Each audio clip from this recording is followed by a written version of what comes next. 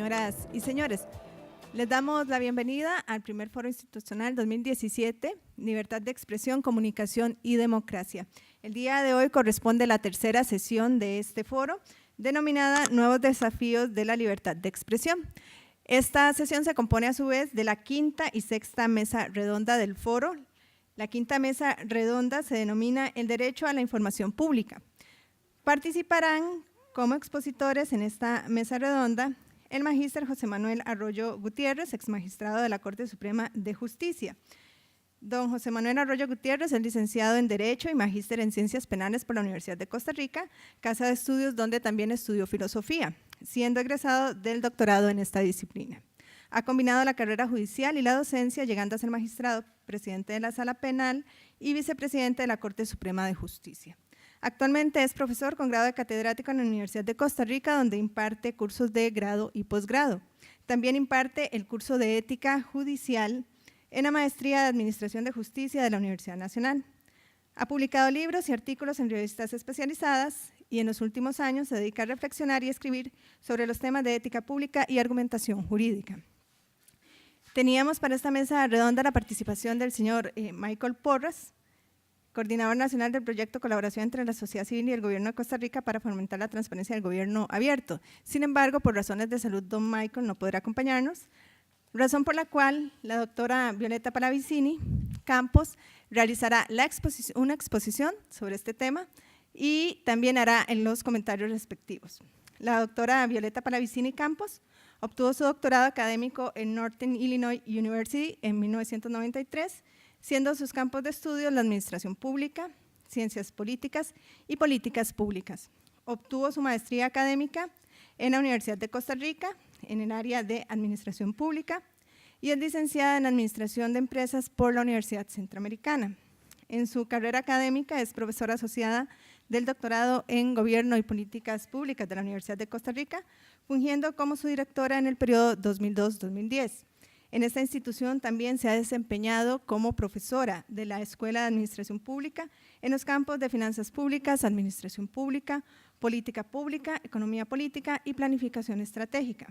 Fue presidenta de la Red Interamericana de Educación en Administración Pública, INPAE, en el periodo 2010-2012.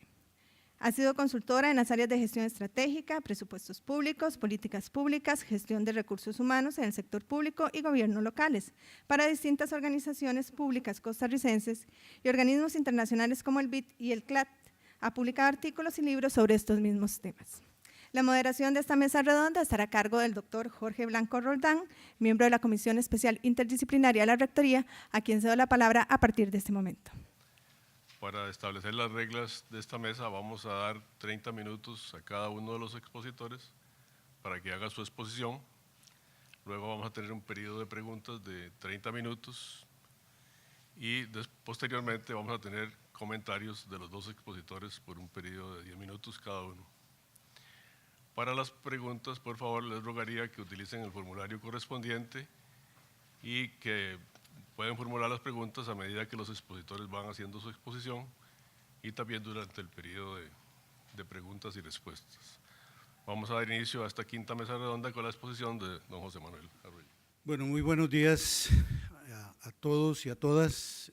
Siempre muy complacido de participar en estas actividades de la Universidad de Costa Rica, mi alma mater, y en particular en los esfuerzos que se han hecho en los últimos años por organizar este ciclo de foros.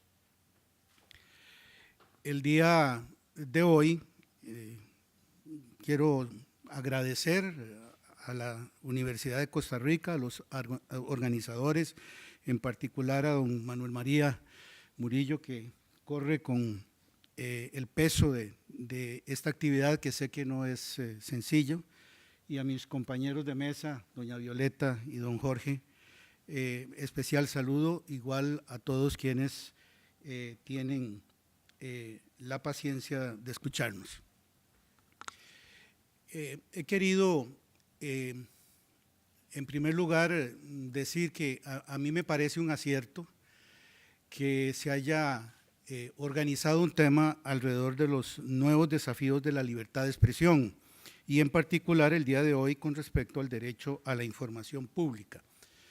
Para irnos enmarcando dentro de lo que me parece importante decir, sé que el foro se ha centrado en los días pasados básicamente en la libertad de expresión y en la problemática que gira alrededor de ella.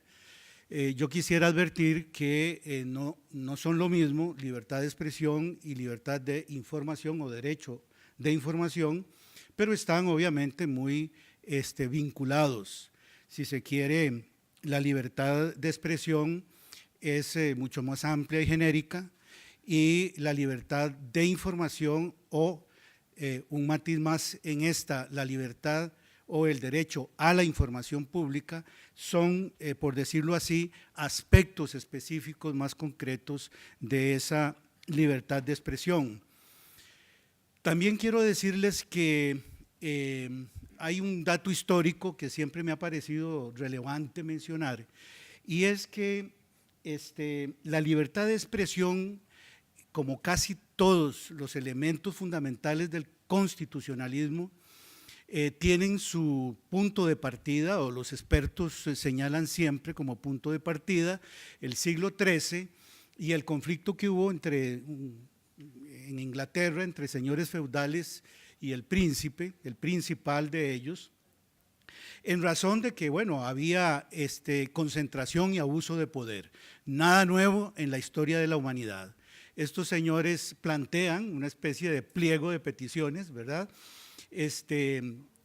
al principal de ellos, para que se regulen el tema de los impuestos, para que se regule cómo y en qué condiciones se puede detener a una persona e interrogarla, y para que se regule, entre otras cosas, la libertad de poder expresar y poder criticar a quien ostenta esa concentración y esa, digamos, autoridad sobre los demás. Estamos entonces frente a un problema eminentemente político que se reconoce en ese momento, se da un paso importante que, si bien es cierto, no es determinante, pero sí es el germen del constitucionalismo que en el siglos XVII y XVIII se van a terminar por desarrollar, sobre todo con la Declaración Universal de los Derechos del Hombre y del Ciudadano francesa, y unos años antes con la Constitución Política de los Estados Unidos de América. Esto lo advierto porque efectivamente entre las principales, si no la principal reivindicación que hay ya en el siglo XIII es la necesidad de poder expresar con libertad lo que la gente está pensando. Claro que circunscrito a quienes podían en ese momento aspirar a ese derecho, ¿verdad? Eran ciertamente iguales frente al príncipe, pero sí ya es el germen de la propuesta que al final de cuentas interesa. Y tengo en mis reflexiones con los estudiantes, siempre les advierto que así como la libertad de expresión está en el origen mismo de la democracia, su abuso y su perversión puede estar a la base de su extinción en los tiempos contemporáneos. Es decir, la sociedad contemporánea se enfrenta al problema de que nuevas concentraciones, nuevos monopolios en el tema de la libertad de expresión y de información pueden poner en peligro la finalidad última de que cada persona con independencia y con autonomía piense y exprese lo que siente y lo que piensa sobre diversos sistemas sobre diversas ideas que afectan o atañen a todos. El problema entonces sigue siendo eminentemente político. Hay entonces, con los matices que les advertía,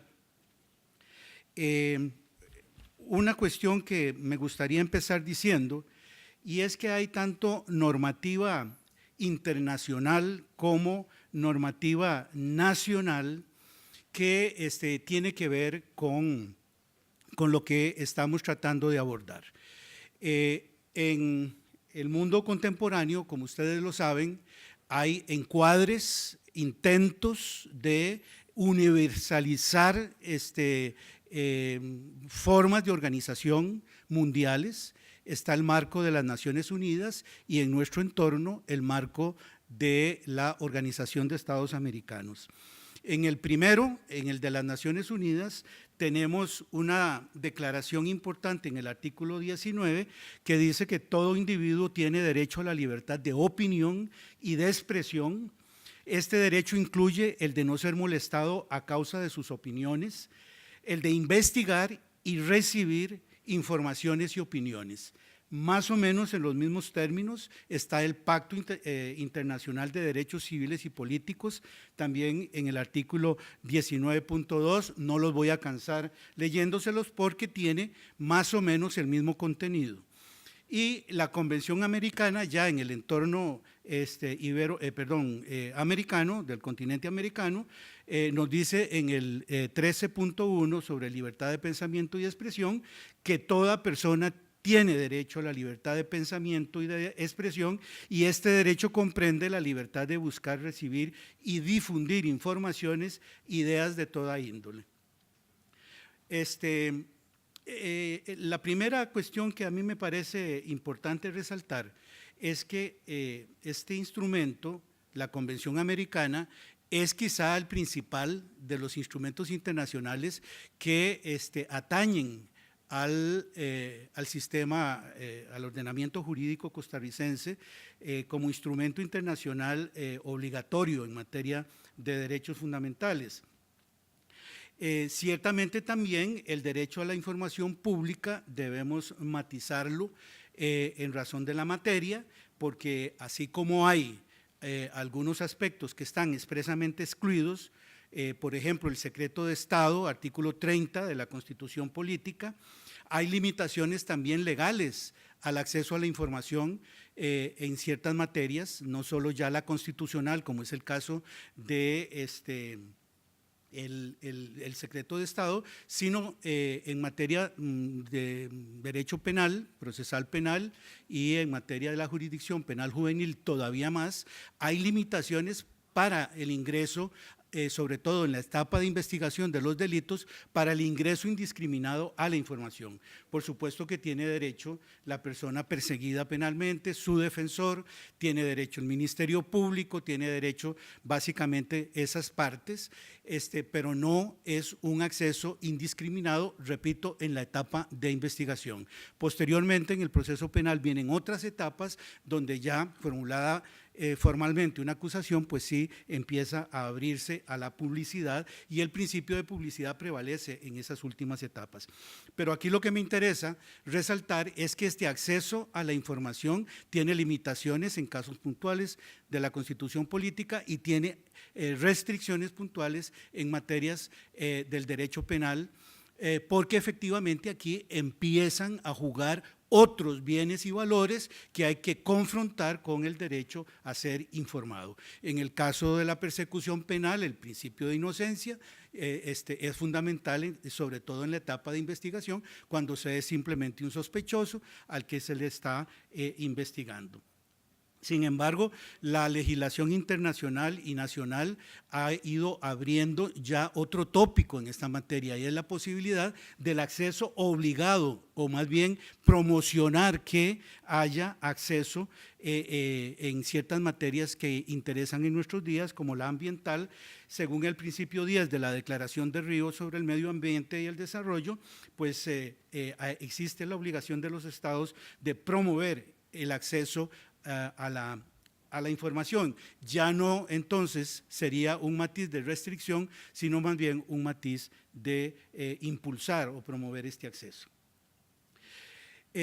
Obviamente sería materia de otro tema, pero tenemos al frente información, todo lo que tiene que ver con la información a la luz de los novísimos desarrollos tecnológicos contemporáneos, sobre todo los electrónicos o los tecnológicos, que pues abren una puerta a una a una cuestión de muchísimo mayor alcance y de una gran actualidad. Solo quiero decirles que más bien esta posibilidad a través de dispositivos tecnológicos de ingresar a la información indiscriminadamente de las instituciones, de las organizaciones privadas o públicas y de las personas, más bien plantea un reto a contrario, es decir, cómo podemos encontrar en la sociedad contemporánea limitaciones razonables para que no se abuse de esas posibilidades tecnológicas de acceder a la información. Pero repito, ya eso sería un problema distinto. En cuanto a la normativa nacional en materia del derecho a la información pública, pues obviamente tenemos que empezar por la Constitución Política del 49 y sus reformas. En esta Constitución se emplea un lenguaje bastante adecuado al momento en que fue establecida, de manera que se habla todavía de libertad de imprenta y ha sido a través de la interpretación jurisprudencial que ha tenido que irse actualizando el concepto. Podríamos decir que en el marco de la Constitución tendríamos estipulada la libertad de imprenta en sentido amplio, que cubre cualquier tipo de publicación, la libertad de información por medios escritos y no escritos y el derecho a la rectificación y respuesta, que son temas constitucionalmente previstos. Es decir, el constituyente de mediados del siglo XX ya consideró que estas eran cuestiones fundamentales. Con esto podríamos concluir que cuando estamos hablando de libertad de información, estamos hablando de todos los tipos de impresión, edición, circulación de periódicos, folletos, revistas, publicaciones de toda clase. Es decir, es un concepto en sentido amplio. Y también evitando cansarlos con la lectura, quiero decirles que si nosotros quisiéramos asomarnos a la Constitución Política y ver qué tiene que ver con esto que estamos hablando, tendríamos que irnos a los artículos 27, 28, 29 y 30 de la Constitución Política. Me interesa destacar en el caso del 27, la libertad de petición, que tiene que ver con ese derecho a la información pública que tiene todo ciudadano o toda persona que se interese por algún tema que puede tener interés general. El artículo 29 tiene que ver con la irrestricta garantía de no ser perseguido por opiniones que se manifiesten y que no infrinjan la ley. Claro que aquí, como todo en derecho, tenemos límites que pueden ser difusos, porque las acciones privadas, que es el famoso principio pro libertate, que no dañen la moral y el orden público y en esa medida no perjudiquen a tercero, pues pueden ser libremente expresadas. Aquí la discusión es qué debemos entender en determinado tiempo y lugar por moral y por orden público. Pareciera que no tiene ningún sentido dudar de que el equipo de sonido a todo volumen del vecino que no nos deja dormir, pues obviamente eso ya perturba el orden público, ¿verdad? Pero, por ejemplo, ¿qué es contrario a la moral, verdad? Y si yo puedo sentirme afectado por ver una pareja gay besándose en la calle, ya es un tema que es en nuestros días muy discutible, ¿verdad? Y si ahí entran jueces y juezas eventualmente a valorar cuál es el límite de esa afectación a la moral pública y qué concepto se tiene. Esto es tan relativo históricamente que era inmoral que las mujeres a principios del siglo XX enseñaran los tobillos, ¿verdad? Por eso las colegialas, no sé si hasta el día de hoy en el Colegio Superior de Señoritas llevan medias negras o llevaban hasta hace poco, y pues obviamente eso en cuestión de muy pocas décadas cambió radicalmente, ¿verdad? Entonces, esto advertido, tenemos una garantía muy amplia de no ser perseguido por las opiniones, por actuaciones o manifestaciones que no dañen a terceros y que no dañen la moral o el orden público. Muy importante en este artículo 28 que si hay una restricción de propaganda política por clérigos o seglares, abre otro capítulo completamente distinto. Estamos hablando de una Costa Rica católica, ¿verdad?, que había luchado durante más de 50 o 60 años, desde finales del siglo XIX, por impedir que las creencias religiosas fueran un vehículo de manipulación.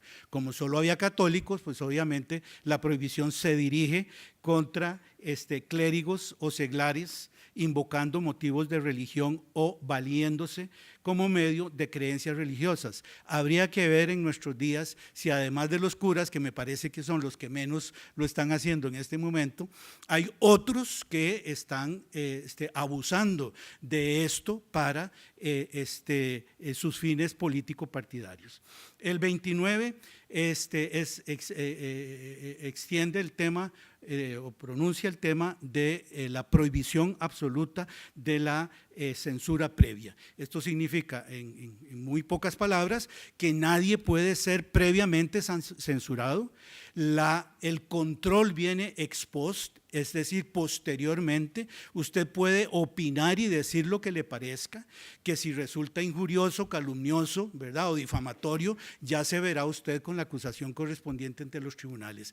Pero el principio es que la censura previa, sea en los medios de prensa o sea para cualquier ciudadano, no son admisibles. En el caso específico de la libertad de expresión y la prensa, me voy a referir básicamente a lo que el Tribunal Constitucional costarricense, la Sala Cuarta, ha ido perfilando. En primer lugar, se reconoce que la libertad de expresión es una condición indispensable para el funcionamiento de la democracia. Y lo es en la medida en que la libertad de expresión ayuda a conformar, a configurar eso que es tan importante como la opinión pública. La libertad de expresión es una especie de matriz, ¿verdad?, de la que derivan una serie de otras libertades y derechos propios del Estado constitucional, como son los principios o reglas de la democracia participativa, el derecho a la información, el de petición, el de participación política efectiva. Es decir, nosotros estamos frente a uno de los nervios fundamentales, ¿verdad?, que conforman el aparato de la democracia en funcionamiento.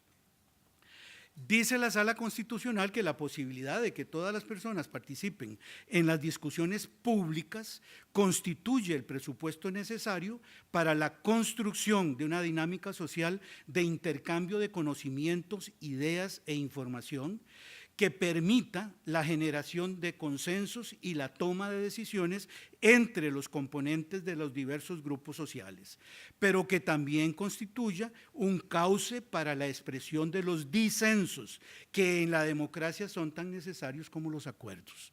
A mí me parece que esto es capital, es decir, que un juez constitucional, un tribunal constitucional reconozca la importancia, pero además dimensione el tema de por qué es importante, resulta ser fundamental para no olvidarnos de lo que estamos hablando. Es decir, la libertad de expresión es fundamental en la democracia, pero es fundamental porque configura eso que debería llamarse opinión pública y que es el único vehículo que conocen las democracias para definir el destino de la convivencia democrática.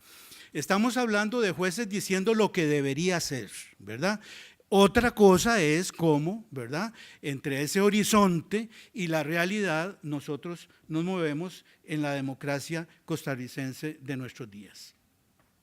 Bien, a partir de este reconocimiento, también la jurisprudencia habla de la responsabilidad social de los medios de comunicación como detentores del poder frente al ciudadano. Se dice con toda claridad que los medios de comunicación modernos son centros de poder que es político, tan poder político como aquello que originó la reivindicación en el siglo XIII, ¿verdad?, de un grupo de ciudadanos frente a su príncipe, exigiéndole el derecho de poder expresarse y criticar esa concentración de poder. También, sin embargo, con el tiempo, ese primer momento de enfrentamiento al poder político se fue ampliando para proteger al ciudadano común frente a otros poderes fácticos y de derecho, públicos o particulares, legítimos e ilegítimos, y siempre con el contexto de la defensa de derechos fundamentales del más débil frente al más fuerte. Suelo decirle a mis estudiantes de derecho que empiezan sus estudios, a decirles: el derecho sirve para resolver conflictos o no sirve para nada. El derecho sirve para equilibrar al más débil frente al más fuerte o no sirve para nada. Una democracia que desconozca este elemental punto de partida es una democracia condenada al fracaso. El derecho existe fundamentalmente para equilibrar disfunciones, desequilibrios, asimetrías entre los integrantes de una comunidad, a partir del principio de igualdad, equidad, y a partir del principio de legalidad. Pues bien, yo sigo creyendo que el derecho es un instrumento fundamental para la sobrevivencia de todos y de todas. No puede ser utilizado, abusado, ¿verdad?, manoseado o distorsionado por nadie que tenga en determinado momento una posición de poder. Sea este el padre frente a la madre y los hijos, sea este el patrón frente a los trabajadores, sea este el Estado frente al ciudadano perseguido penalmente o administrado por las instituciones públicas. Pues bien, los medios de comunicación no tienen un papel simplemente pasivo, dice nuestro Tribunal Constitucional, en el tema de la libertad de expresión. Tienen, por el contrario, una gran responsabilidad y poder al ser los vehículos naturales para que las libertades comunicativas de expresión, imprenta, información, etcétera, sean una realidad que puedan servir al desarrollo de los procesos democráticos, formando una ciudadanía bien informada, que conozca sus derechos y sus obligaciones, que tengan las herramientas necesarias para poder elegir bien a sus gobernantes. Esto es una, digamos, reflexión alrededor de un tema concreto que se les planteó ahí a los jueces constitucionales en su momento, pero vean que seguimos hablando desde el horizonte, lo que es ideal para el funcionamiento real. La pregunta acerca de si vivimos en una sociedad con medios de comunicación que cumplan ese papel son otros 100 pesos, como se dice popularmente. ¿Cuáles serían las consecuencias fundamentales de la libertad de expresión y la libertad de información asociada a ella? Bueno, ya sabemos que hay prohibición de toda forma de censura previa, ¿verdad?, que la prohibición de la censura previa en los contenidos de lo que se dice o de lo que se expresa tienen algunas limitaciones constitucionales y legales, y en el balance entre la libertad de expresión y de información frente al derecho a la privacidad o al honor de las personas puede prevalecer el principio primero. Es decir, la jurisprudencia y la doctrina constitucional, que, bueno, puedo, sí, bueno, vamos a ver qué hago. Decía entonces que la libertad de expresión y sobre todo la libertad de información a través de los medios puede chocar con otro valor fundamental, que es la privacidad y el honor de las personas. En ese balance, la jurisprudencia y la doctrina se inclina por privilegiar el derecho a la información, ¿verdad? Este tema es muy delicado porque obviamente tiene que tenerse límites a esa prevalencia. Cuando se habla de que el derecho a transmitir información respecto de derechos o personas de relevancia con preeminencia sobre el derecho a la intimidad y al honor, en caso de colisión resulta obligado concluir que en esa confrontación de derechos, el de la libertad de información como regla general debe prevalecer siempre que la información transmitida sea veraz y esté referida a asuntos públicos que son de interés general. Nosotros tenemos una figura penal que admite la prueba de la verdad. Es decir, si una persona se siente difamada o calumniada, puede plantear su denuncia, pero la persona, el medio que ha difundido la información o que ha expresado lo que ofende, tiene en su poder un instrumento que es la prueba de la verdad.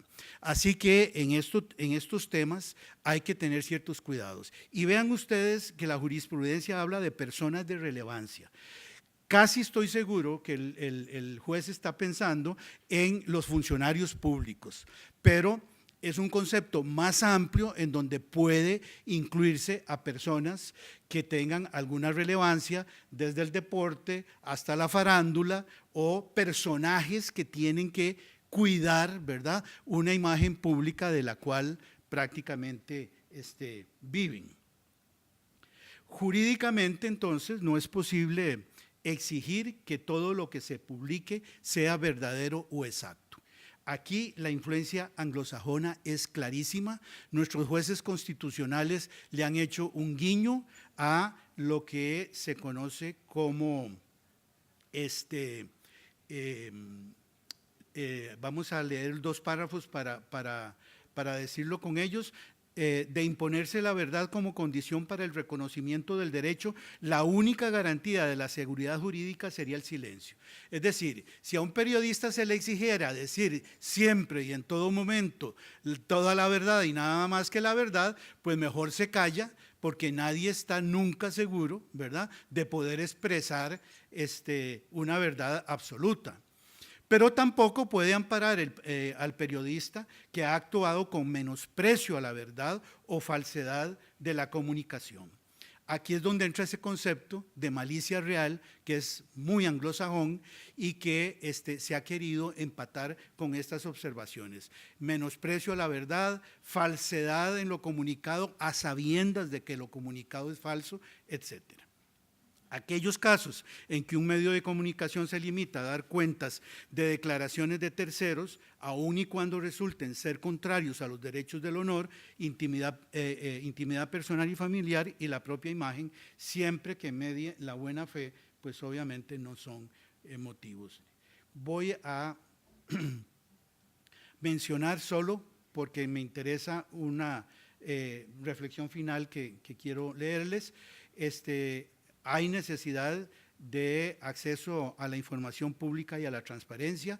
Sobre todo en los últimos tiempos se ha hecho énfasis en varias cosas. Primero, las instituciones públicas, en un sentido muy amplio de lo que es lo público, deben funcionar, dice la jurisprudencia y la doctrina, como casas de cristal, donde no se oculte nada. Esto nos plantea problemas como el voto secreto de los diputados o el voto secreto de los magistrados en tareas que no son jurisdiccionales, sino de gobierno y administración del Poder Judicial, ¿verdad?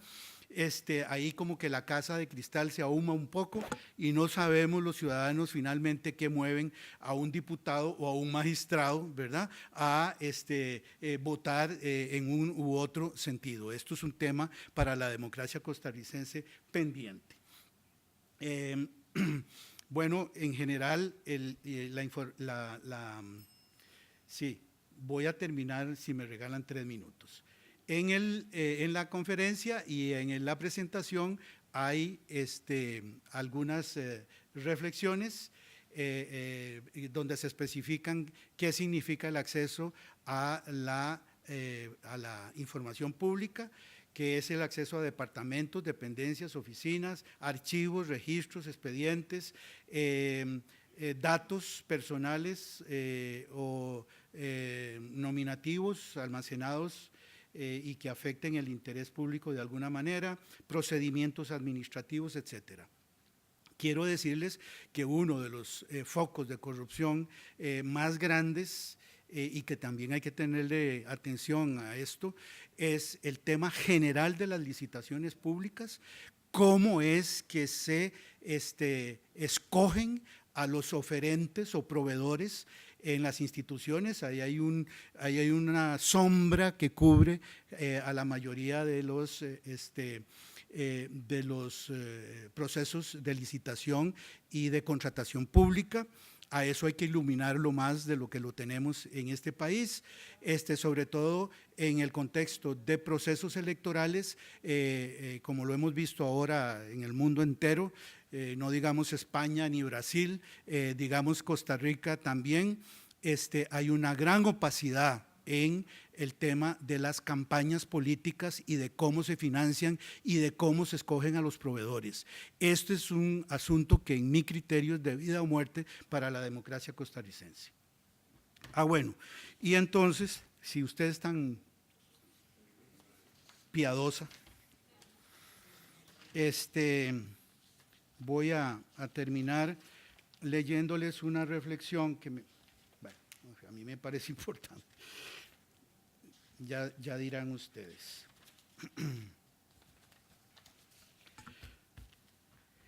Es una reflexión final sobre la violencia en la sociedad costarricense, los medios de comunicación de masas.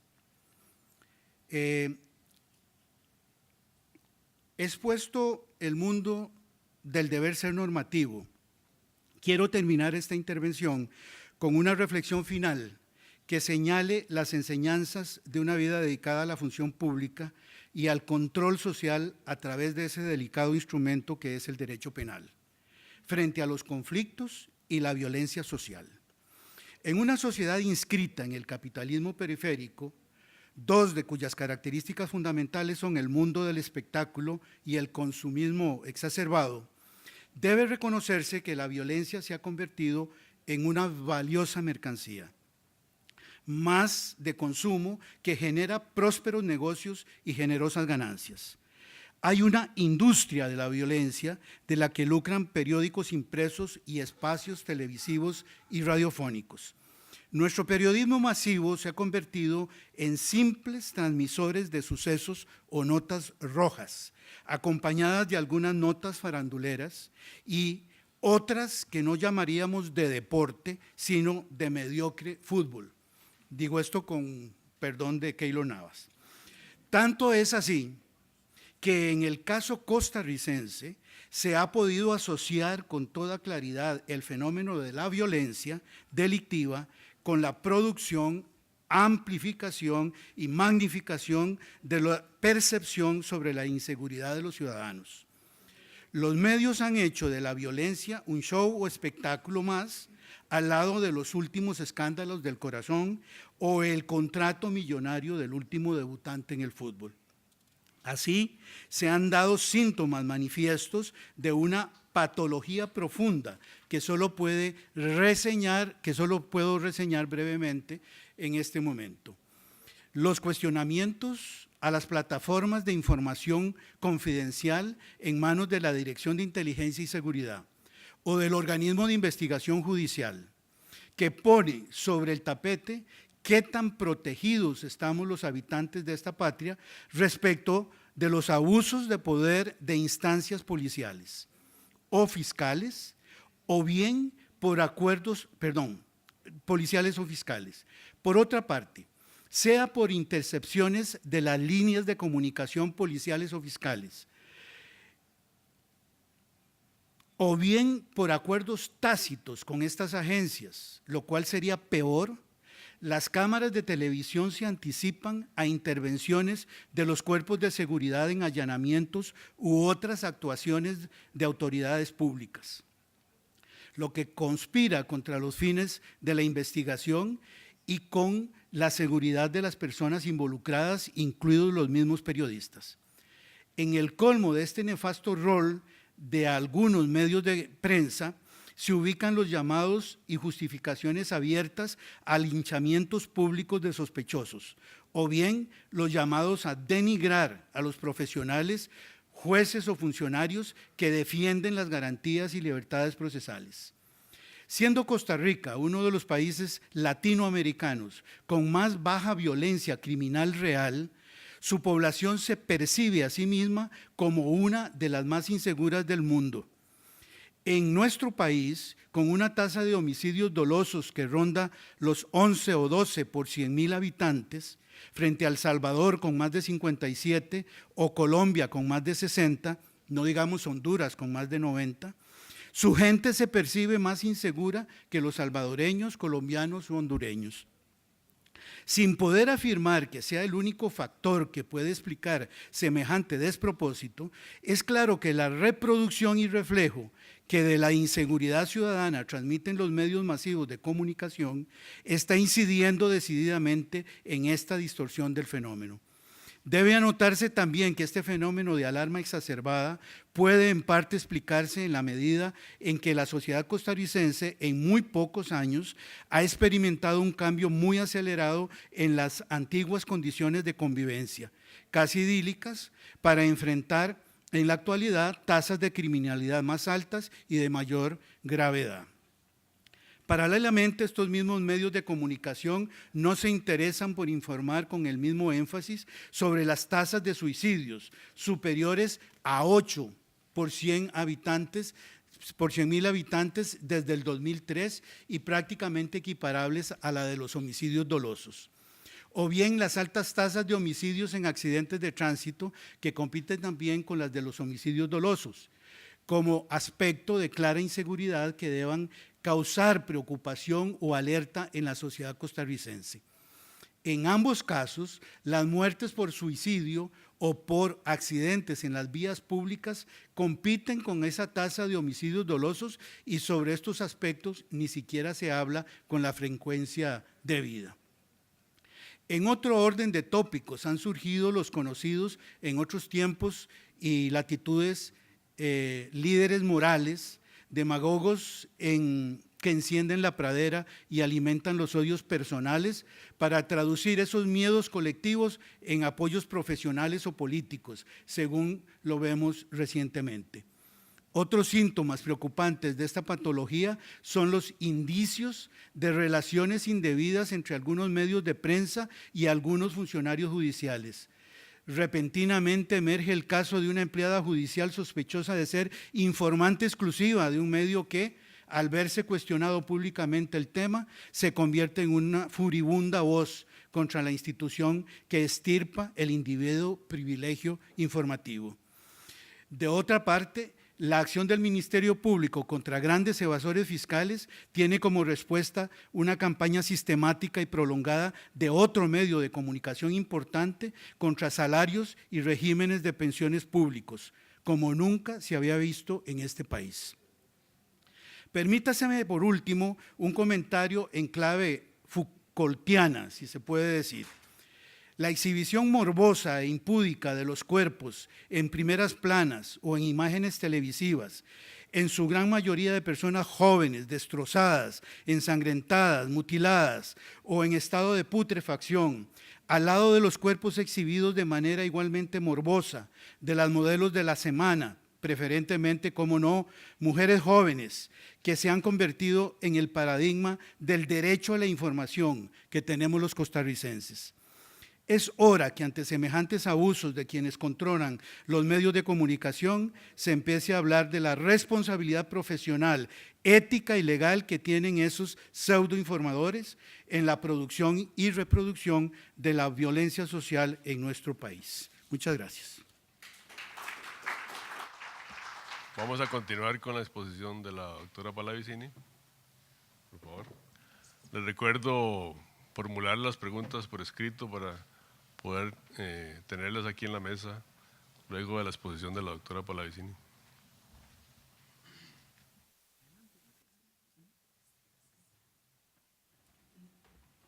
Buenos días a todas y a todos. Muchísimas gracias por su asistencia a esta mesa y a los compañeros de mesa, a la comisión, por haber organizado esta actividad. No se preocupen, no voy a repetir lo que ya se ha dicho en materia legal, pero sí me interesa analizar este marco legal desde el punto de vista ciudadano y desde el punto de vista del comportamiento del Estado ante estos derechos.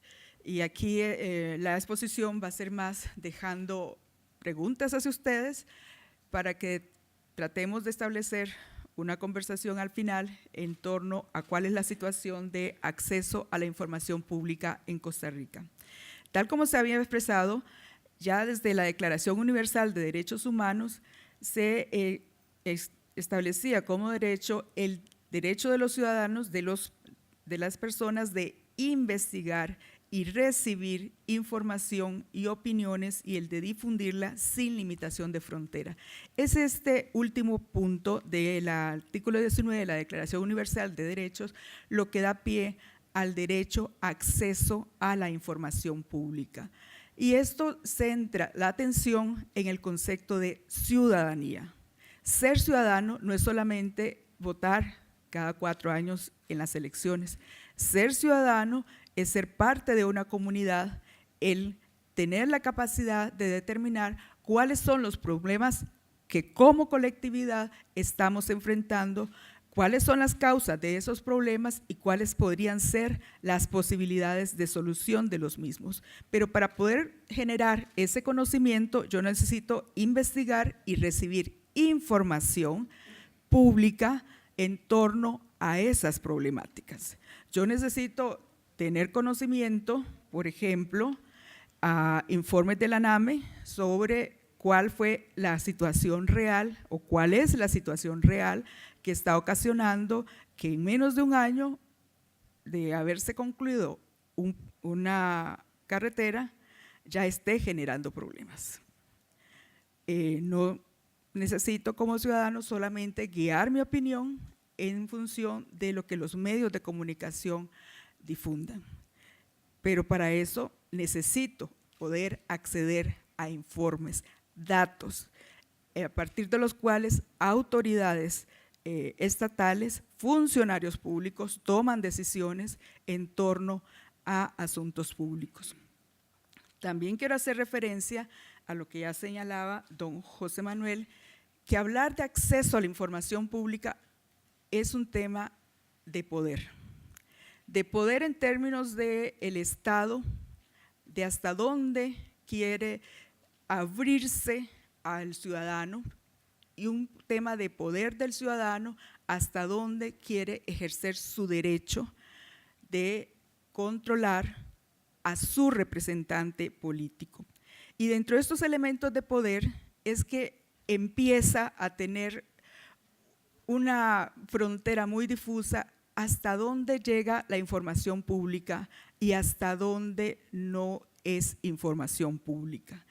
Y a nivel internacional es un debate que todavía no se concluye en torno a cuáles son las excepciones al acceso a esa información pública. El Pacto Internacional de Derechos Civiles y Políticos establece 2 excepciones muy genéricas, que es el respeto a los derechos o reputación de los demás y la protección de la seguridad nacional. Pero aquí entramos en otro terreno difuso. ¿Qué es seguridad nacional? ¿Cuáles son los límites de información a esa seguridad nacional? En la Declaración de Principios sobre Libertad de Expresión, que ya también se hizo referencia, se obliga a los estados a garantizar el ejercicio de ese derecho y se considera que este derecho es consustancial a los individuos, que a veces consideramos que es un derecho que está garantizado solo para los medios de comunicación. Y aquí la declaración es muy concreta. Es un derecho fundamental que todas y todos tenemos como individuo, no solamente los medios de comunicación. Lo que sucede es que los individuos, los ciudadanos, no nos hemos querido empoderar para exigir al Estado el ejercicio de este derecho. Ya se ha dicho que en la Constitución costarricense se ha garantizado de alguna forma ese acceso a la información a través del artículo 27 de derecho a petición y el derecho a obtener pronta resolución. pero la misma Sala Constitucional ha expresado que es uno de los derechos más violentados, en donde constantemente se reciben recursos de amparo porque las instituciones no cumplen con el plazo establecido de brindar respuesta en un máximo de 10 días hábiles.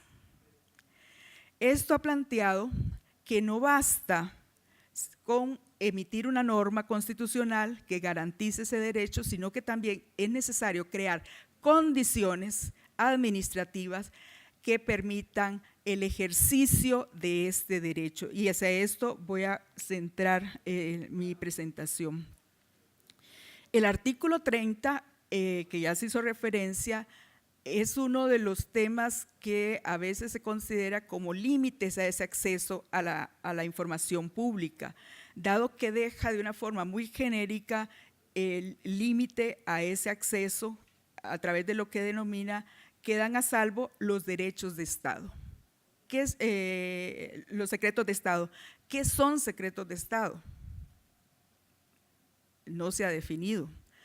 Y lo acabamos, el más reciente discusión en torno a esto se dio cuando se criticó la posición del presidente en la reunión de OEA para sancionar a Venezuela, que cuando iba a hacer uso de la palabra el representante de Brasil, la delegación costarricense se salió, luego los diputados pidieron explicaciones de por qué se había tomado esa decisión, querían acceso a los memorándums que el embajador había enviado para justificar esa posición, pero esos memorándums fueron declarados secretos de Estado. A pesar de que se interpusieron recursos de amparo por parte de los diputados, no fue posible tener acceso a esos memorándums. Entonces allí empieza a surgir esa polémica, que es secreto de Estado. A veces se considera que se hace uso de este término simplemente para no brindar acceso a información pública. La Ley de Administración Financiera y Presupuestos Públicos también obliga o garantiza el acceso a la información en la formulación y ejecución de presupuesto público. ¿Y por qué esto es importante? Porque ahí se determina hacia dónde se está orientando el gasto público. En esta materia ha habido mayores avances de acceso a la información, porque no sé si ustedes han visto que en los últimos 6 años, además de que el Ministerio de Hacienda publica el proyecto y la ley de presupuesto, formula un documento muy sencillo en donde se explica al ciudadano qué es presupuesto público, cuáles son los componentes del presupuesto público, hacia dónde se están orientando los gastos, etcétera. ¿Por qué se ha hecho eso? Como una forma de ayudarle al ciudadano a entender la información tan técnica que se presenta en el proyecto de presupuesto. Finalmente, otro elemento que está ayudando a tratar de dar mayor apertura a acceso a la información pública es el hecho de que desde el 2012 Costa Rica es miembro de la Alianza para el Gobierno Abierto, cuyo objetivo es promover la adopción de política de derecho de acceso a la información pública, participación ciudadana, lucha contra la corrupción y gobierno electrónico.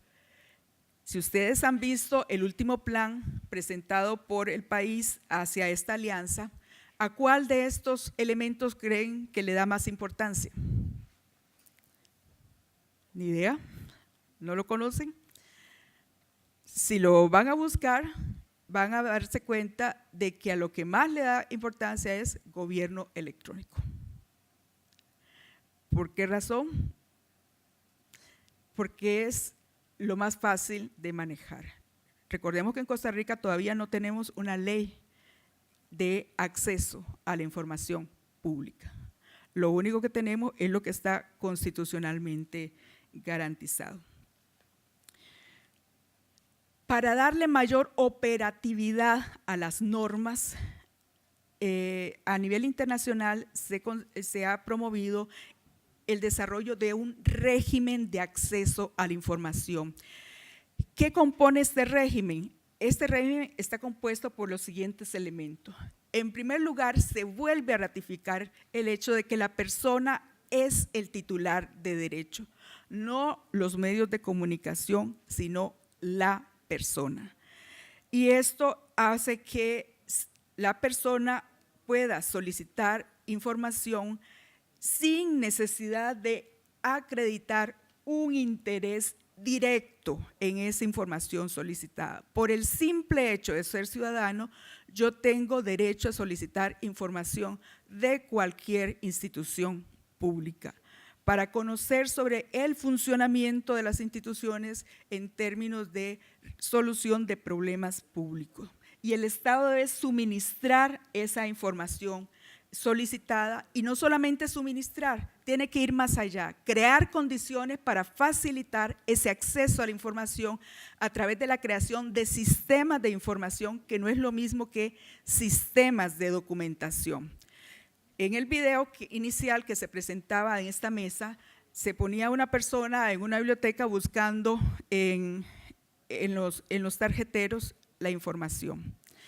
Eso, desde el punto de vista de derechos de información, se considera como gestión documental, no sistema de información. El sistema de información es el que ayuda a organizar todos los datos del acontecer de una organización y los hace accesible al ciudadano sin que el ciudadano tenga que ir a buscar en archivos donde encontrar esa información.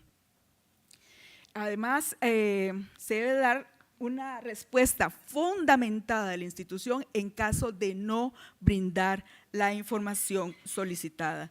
También se promueven ciertos principios como máxima divulgación, publicidad, transparencia y la obligatoriedad de que por lo menos se considere como información pública, de acceso público, la información de oficio de las organizaciones públicas. ¿Y cuál es esa información de oficio? El ejercicio de sus funciones, los resultados de decisiones gubernamentales, el uso de recursos de cualquier tipo, la toma de decisiones que se lleven a cabo en una organización. Para eso, para garantizar esos principios, se debe contar con un procedimiento administrativo que garantice el ejercicio del derecho a la información. ¿Y qué se incluye en este procedimiento? Plazos para resolución de demandas de información, pero no solamente plazos, se ha ido más allá. En países donde han formulado su ley de acceso de información, se incluye el contar con una persona responsable de dar trámite a todas las solicitudes de información pública que hagan los ciudadanos, a llevar un recuento de en qué momento se le dio la respuesta y si el ciudadano quedó conforme o no con la información solicitada. También se ha ido más allá a crear manuales de servicio que brinda la institución, en donde se establece para cada servicio, como por ejemplo solicitud de patente, cuál es el tiempo promedio en que se puede el ciudadano obtener respuesta a esa solicitud de servicio, la información que tiene que aportar el funcionario responsable o funcionarios responsables de ese servicio. Todo eso se considera derecho de acceso a información pública. El tema, como les decía, es polémico en términos de qué considerar información pública.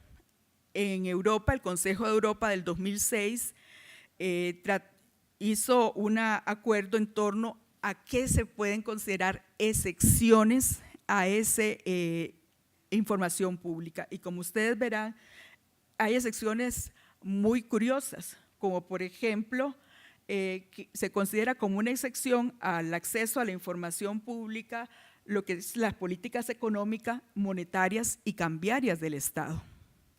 Es decir, que no se puede brindar información sobre cómo es que se están formulando esas políticas, bajo qué bases, qué elementos, y uno se pregunta, pero ¿por qué? No se puede conocer los argumentos a partir del cual se formulan esas informaciones. También se considera como excepción la confidencialidad de las deliberaciones dentro o entre las autoridades públicas, y ya a esto hacía referencia don José Manuel. ¿Por qué no se puede conocer quiénes votaron a favor o en contra de en un determinado debate? ¿por qué no se puede conocer? ¿Por qué el voto sigue siendo secreto para los diputados en algunos países, incluyendo Costa Rica? Cuando en otros países ese voto es público. ¿Y por qué es importante que sea público? Porque eso ayuda a seguirle la trayectoria a ciertos diputados en torno hacia su orientación política y su beneficio a ciertos grupos de interés en su toma de decisiones. En términos de gobierno abierto, es la otra fuerza que ha venido a facilitar y a promover el acceso a la información. Pero aquí quiero hacer una diferencia. No es lo mismo la garantía del acceso a la información que la política de datos de gobierno abierto. La política de datos de gobierno abierto lo único que hace es garantizar que la información esté disponible para que el ciudadano pueda formularse su propia opinión, pueda jugar con esos datos para llegar a conclusiones sobre cómo es que las organizaciones están tomando decisiones.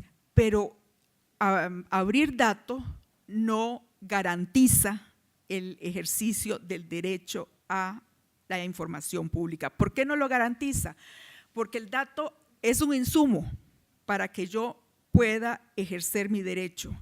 No es el fin en sí mismo. Esos datos me deben de llevar dentro del proceso de acceso a información pública desde el punto de vista de la administración pública y político a poder ejercer una participación informada para poder participar en debates públicos de una forma informada, para poder educarme como ciudadano sobre el acontecer de la administración pública y para facilitar también el trabajo horizontal ciudadano, funcionarios públicos en la solución de problemas públicos. Y en este punto hay experiencias interesantes de cómo sí hay ciertos funcionarios públicos que van más allá de lo que la ley propone para garantizar ese acceso ciudadano a la información pública. Tenemos el caso, por ejemplo, en Curridabat, que el alcalde, haciendo uso de la tecnología de la información, creó la aplicación Yo Alcalde. A través de esta aplicación se da una comunicación más directa entre ciudadano y funcionarios, hay acceso a información porque todos los ciudadanos que forman parte de esta aplicación están viendo las discusiones que se están dando entre ciudadanos y el alcalde. Y ha ido más allá, como se dio cuenta que el 99% de las solicitudes y las opiniones que se emitían a través de esta aplicación eran en materia de infraestructura, nombró a un ciudadano como inspector de infraestructura, donde va con un dispositivo tomando fotos de los lugares donde hay problemas de infraestructura, se las envía y en función de eso se van tomando decisiones en la municipalidad. Hacia eso es a lo que se busca o aspira a llegar el acceso a la información pública y el compartir información pública desde el punto de vista político, no solamente desde el punto de vista legal.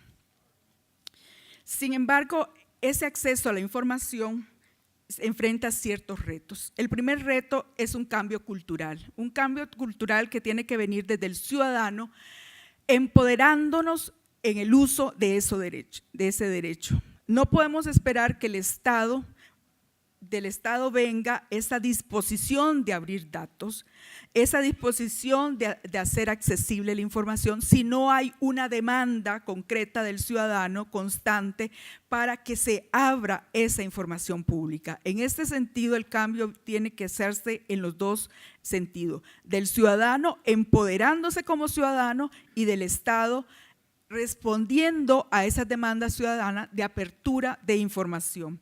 También tiene que haber cambios en la organización. A nivel internacional, ese cambio se está promoviendo a través de la aplicación de gestión basada en resultados para el desarrollo. ¿Qué significa gestión de resultados para el desarrollo? El pensar que ya gestionar recursos públicos no es simplemente o no se limita a brindar ciertos productos como una cita para atención de salud en la caja o como el dar medicamentos, etcétera. Se considera como resultado para el desarrollo los cambios en la calidad de vida que se presentan en los ciudadanos producto de las intervenciones que desde el Estado o de la administración pública se realizan. Entonces, cuando se piensa en gestión de resultados y en la promoción de resultados de desarrollo, lo que se busca también es mostrar cómo que la administración pública vaya indicando no solamente el índice de pobreza que existe en el país, sino los cambios en términos de personas que están en condición de pobreza producto de las acciones que se desarrollan. Eso vendría a ser la información pública, no solamente la estadística, sino el mostrar cambios, productos o derivados de esa información pública. ¿Y por qué no solamente la estadística? Porque el dato estadístico puede ocultar muchas situaciones de relaciones de poder que no han sido resueltas a nivel de la sociedad. Otro cambio fundamental que se está generando es la aprobación de protocolos de acceso a la información pública. En países como Costa Rica, donde no contamos con una ley de acceso a la información y donde las definiciones, las normas constitucionales son muy genéricas, y las fronteras entre qué es y qué no es información pública obliga a que cada institución que quiera hacer accesible su información al ciudadano deba formular protocolos.